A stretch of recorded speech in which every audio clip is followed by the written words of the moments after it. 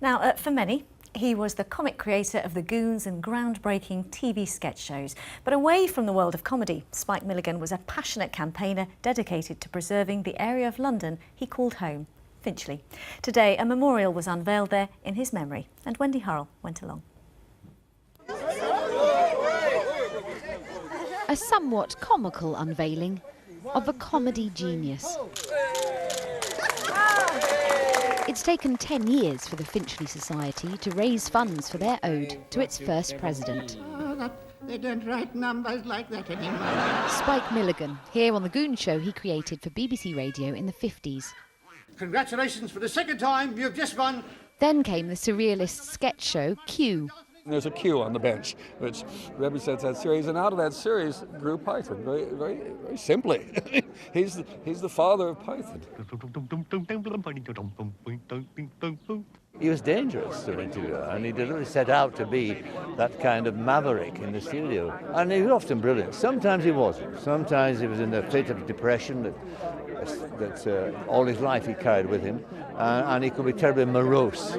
But in the main, he was what he is, one of the great comic geniuses of our time. His manager, Norman Farn, said he hit the lows lower than we do, but he also got more out of a sunset than we do. I miss him very much indeed, because he did make me laugh, and a lot of people don't think he was a generous man in praise and stuff like that. He was. He used to sort of encourage me, read my books. I don't think I would have gone on to be a writer if I hadn't met him. I'm not frightened of pussycats. They only eat up mice and rats. But a hippopotamus could eat the lot of us. And of course he was a poet. Said Hamlet to Ophelia, I'll make a sketch of thee. What kind of pencil shall I choose? To be or not to be? Spike was also a passionate environmentalist. Avenue House was very important to Dad because he was heavily into environmental issues, and this is the London Borough of Barnet, and this is where Dad spent a lot of his life and raised his 4 children. The sculptor John Somerville lives in High Barnet, and his work was forged in Limehouse before taking its permanent home in the grounds of Stephen's House and Gardens. As well as characters from The Goon Show, the bench remembers the happy childhood Spike spent in India and the childhood of his children, for whom he made up adventure stories about the fairies at the bottom of his Finchley garden. It shows the many facets of this extraordinary man. Wendy Hurrell, BBC London News.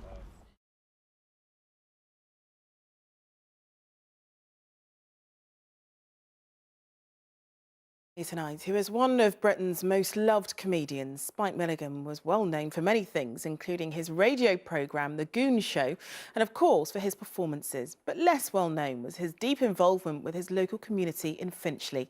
He was the first president of the Finchley Society, fighting planning applications and overzealous developers. And today, a statue in his memory was unveiled there. Faye Barker has the story. Right, are you ready? 1, 2, 3, pull! A memorial to an icon of British comedy.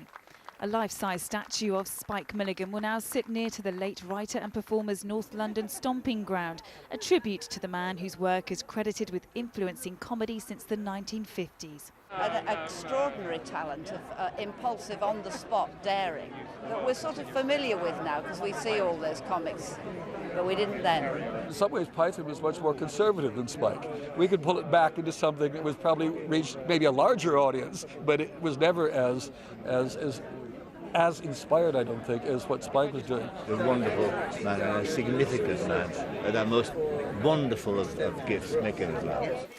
Spike Milligan's humour was described as zany and surreal, and it was hugely influential. I've always thought the funniest thing in the world is the Pope being hit with the custard pie in the middle of High Mass. That, to me, is hysterical. There goes the loss of all our Catholic viewers and eaters of bird's custard, switched off. Prince Charles was one of Milligan's biggest fans, and the star was never short of a quip to reporters either. Well, I hope you have a very good evening. I'll leave you alone now. Thanks very much. I wish you could leave me alone. About 50 quid would do. This bronze cost a bit more than 50 quid. the result of 10 years' worth of fundraising by the Finchley Society. It's in the grounds of Avenue House, near to where the comedian lived from 1955 to 1974, although some claim he may have preferred it elsewhere. I think he would have laughed at it, he really would. And he said, Finchley could at least have been Highgate, he'd have said something like that, you know. But no, we were great buddies, and he was of such an inventive, marvellous man.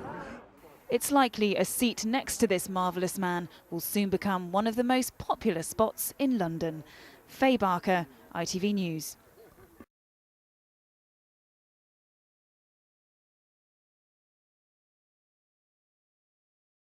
And finally, the Goon Show creator Spike Milligan has been honoured today with a bronze statue in the North London suburb he called home for many years. The late comedy genius who brought joy and laughter to millions over 5 decades now has a permanent memorial, and Milligan fans will be able to relax alongside their favourite funny man. Richard Pallow has more.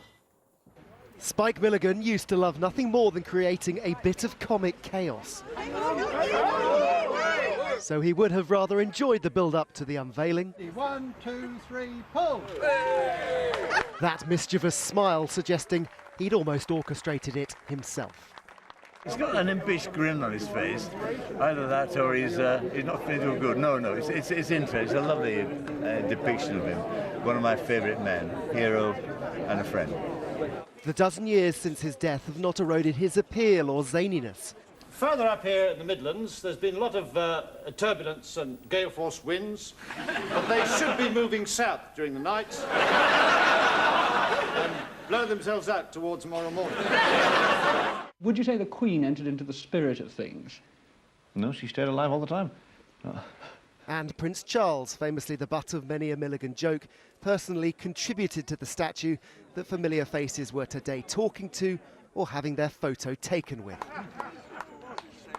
It seems Milligan's manicness still sets the bar. In some ways, Python was much more conservative than Spike. We could pull it back into something that was probably reached maybe a larger audience, but it was never as inspired, I don't think, as what Spike was doing. The gold standard for comics, immortalised in bronze forever. Rest easy, old pal. I had rough rides sometimes, but you'll never be forgotten. Richard Pallow, ITV News, North London.